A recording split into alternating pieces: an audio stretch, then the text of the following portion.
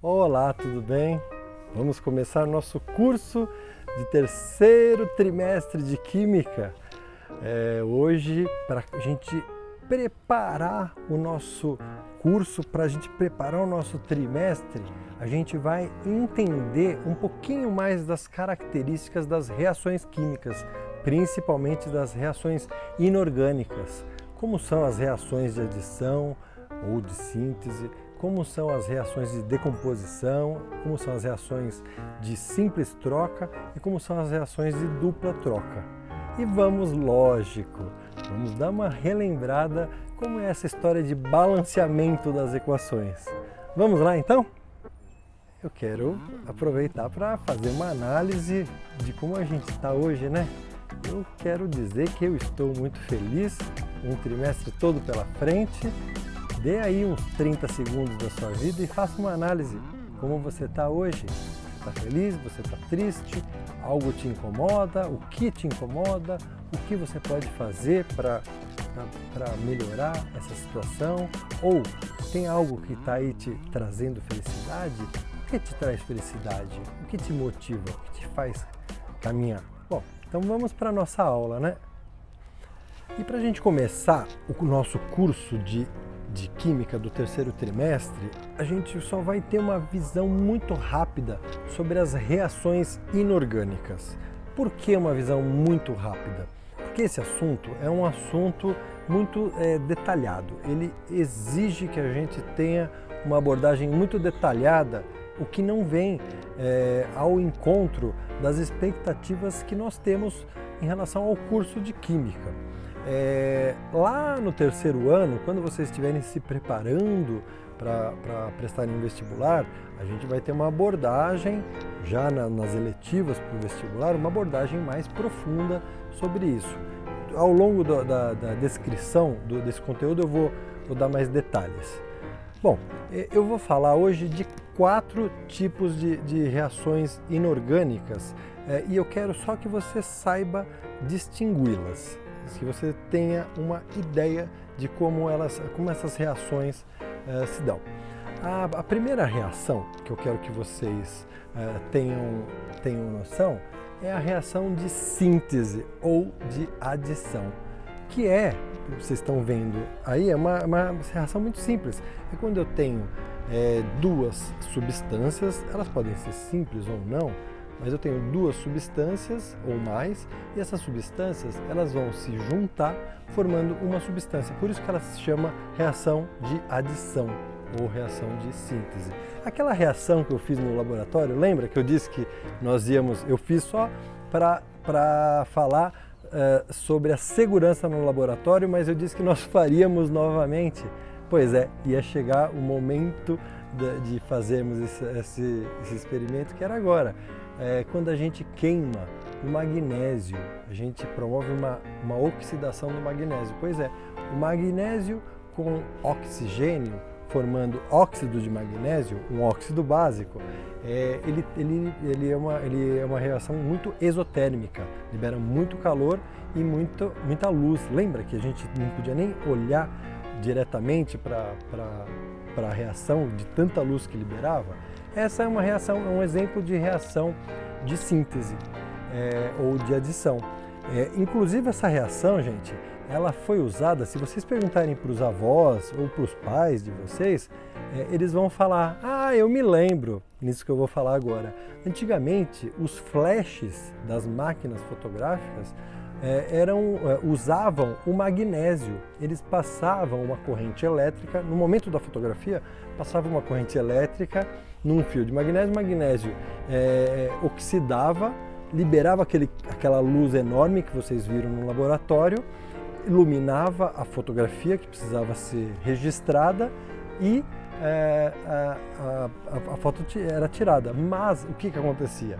O flash era consumido, você tinha que ficar trocando o flash. Pois olha quanto que avançou, né? Hoje o flash você tira milhares de fotos e você só precisa trocar a bateria ou a pilha, né?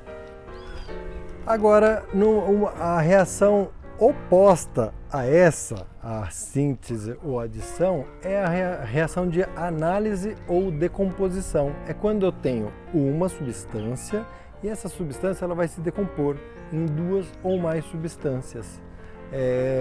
Olha esse exemplo, nós já fizemos isso no ano passado.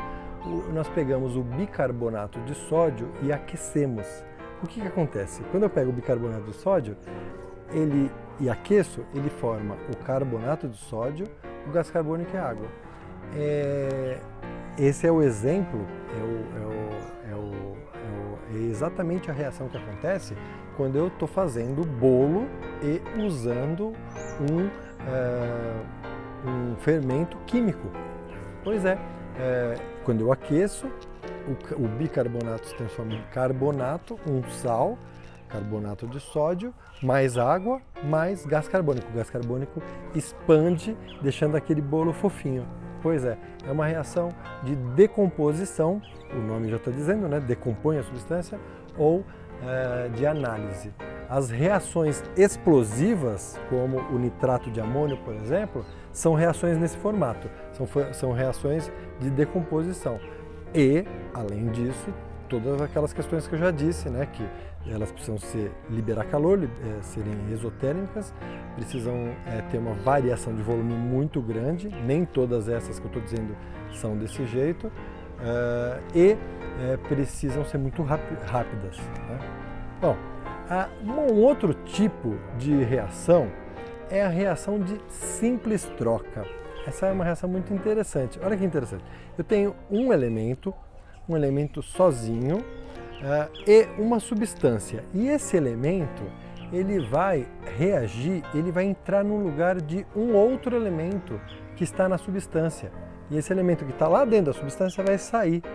Ele estava em forma de um cátion, por exemplo, e vai sair em forma de uma substância simples. Por exemplo, se eu tiver zinco mais sulfato de cobre. O zinco, ele está sozinho. Aí, quando ele ele entra no lugar do cobre e o cobre sai. Olha que coisa interessante a reação. Quando eu coloco o zinco é essa plaquinha aí metálica e o sulfato de cobre é essa solução azul, né? Quando eu coloco, o cobre sai em forma metálica e o zinco entra em forma o sal. E aí forma essa solução transparente que você está vendo e essa limalha, essa incrustação em volta da barra. Isso aconteceu uma reação de deslocamento ou de simples troca. Uma coisa interessante e que nós poderíamos aprofundar nesse assunto. As reações de simples troca, elas podem acontecer ou com metais ou com não metais. E nós conseguimos prever se essa reação vai acontecer. Como que eu sei se eu misturar duas substâncias, elas acontecem ou não? Eu misturo? Será que eu preciso misturar essas duas substâncias? Não necessariamente. Eu posso simplesmente consultar uma série de itens, que é justamente esses itens que eu não vou hoje me alongar. Caso você tenha interesse, eu descrevo e eu coloco alguns links que você pode aprofundar esse assunto na ficha pedagógica que vocês têm. Mas vocês não precisam, para o nível de escolaridade que vocês estão, vocês não precisam se preocupar agora nessa previsão. Por quê? Porque tem uma série de decorebas, vamos dizer assim, que são desnecessários para esse momento, tá? Muito bem, mas só para vocês terem uma ideia, se eu tivesse uma barra de cobre e eu colocasse numa solução de sulfato de zinco, não ia acontecer nada. O cobre só ia ficar molhadinho. É diferente de eu ter uma solução de zinco e colocar numa solução de sulfato de cobre. É por isso, é aí, por exemplo, nesse assunto que a gente descobre por que o ouro é um elemento tão nobre. A gente consegue, se eu pegar ouro, pego um pedaço de ouro e jogo dentro do ácido, sulfúrico. Ele não vai reagir. Por que não vai reagir? Tem uma razão para isso. E essa não reação faz com que o ouro seja nobre, porque ele não reage com ácido, ele não reage com oxigênio, não reagindo com oxigênio, ele não oxida, então ele se mantém brilhante por mais tempo. Então a gente tem a tendência de querer ter um brinco, um anel, uma correntinha de ouro, ao invés de ter uma correntinha de ferro. Uma correntinha de ferro vai oxidar, o que popularmente a gente fala enferrujar, tá? Bom, então nós conseguimos essa previsão. Caso você tenha curiosidade, é só você acessar os vídeos e fazer sua pesquisa conforme eu oriento na ficha. A outra reação que nós temos é a reação de dupla troca. Repare que nós temos duas substâncias reagindo e as duas substâncias são compostas. Compostas? O que são compostas? São formadas por pelo menos dois elementos químicos. E aí o que acontece? Está havendo uma troca, como você pode ver, uma troca dos elementos, uma troca das duas substâncias, uma troca geral.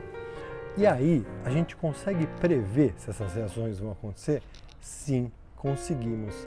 A gente consegue, vou dar alguns exemplos, a gente consegue prever toda vez que se eu for misturar as duas substâncias, se formar, por exemplo, um precipitado. O que é precipitado? É uma substância insolúvel. Pois é, eu misturo, as duas substâncias reagem e formam uma substância que não se dissolve naquela mistura. Não se dissolve, o que ela faz? Ela desce. Isso a gente chama precipitado. Se formar um precipitado, significa que vai haver reação química. Como que eu sei se vai formar um precipitado? Poxa, aí que entra a história. Existem tabelas que a gente consegue prever.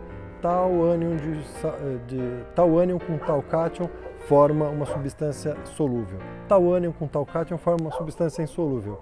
Isso é, de certa forma, um decoreba que nesse momento é desnecessário para vocês estudarem. Por isso que eu estou passando, mas caso você tenha interesse também, eu reservei um link para vocês pesquisarem por curiosidade. Tá bom? E por último, a reação de dupla troca vai acontecer se formar um eletrólito mais fraco. O que é um eletrólito mais fraco? Lembra que eu falei que nós temos, por exemplo, ácidos fortes, ácidos fracos? Ácido é um eletrólito. Por quê? Se eu jogar ácido na água, ele conduz corrente elétrica. O sal é um eletrólito. Por quê? Porque se eu jogar na água, ele conduz corrente elétrica. Uma base também é um eletrólito, porque ele conduz corrente elétrica. E esses eletrólitos, eles podem ser mais fortes ou mais fracos. E aí nós temos todas as regras de quais são os fortes, quais são os fracos, e eu consigo prever uma equação dessa, se ela vai acontecer ou não, se eu tiver, por exemplo, um ácido ali na reação, e eu não estou dizendo reação de ácido-base não, estou dizendo uma reação de um ácido com outra substância qualquer, e isso for me formar um eletrólito fraco. Se isso for me formar um eletrólito fraco, isso significa que existe evidência que a reação vai acontecer. Eu não preciso nem fazer essa reação na prática, porque eu sei que ela vai acontecer. Tá? Então eu dei 3 exemplos de como eu conseguiria prever se a reação vai de fato acontecer sem precisar ir para o laboratório fazer com que ela experimente de fato. Você precisa saber essas coisas? Não. Volto a dizer, coloquei como título de curiosidade links que vocês podem pesquisar e expandir seus conhecimentos lá na ficha pedagógica para vocês. Mas por hora eu quero que vocês saibam que existem essas 4 formas de reações, porque nós vamos usar muitas reações aqui para frente, então é importante vocês saberem os tipos de reações que acontecem. Tá? E por último, nós precisamos retomar o balanceamento das equações. Exatamente. Hoje então a gente vai fazer um pouquinho de exercícios de balanceamento por tentativa. Lembra? Eu preciso, segundo o que Lavoisier disse, os átomos eles não são nem destruídos e nem aparecem do nada, eles não são formados do nada, eles só se rearranjam numa reação química.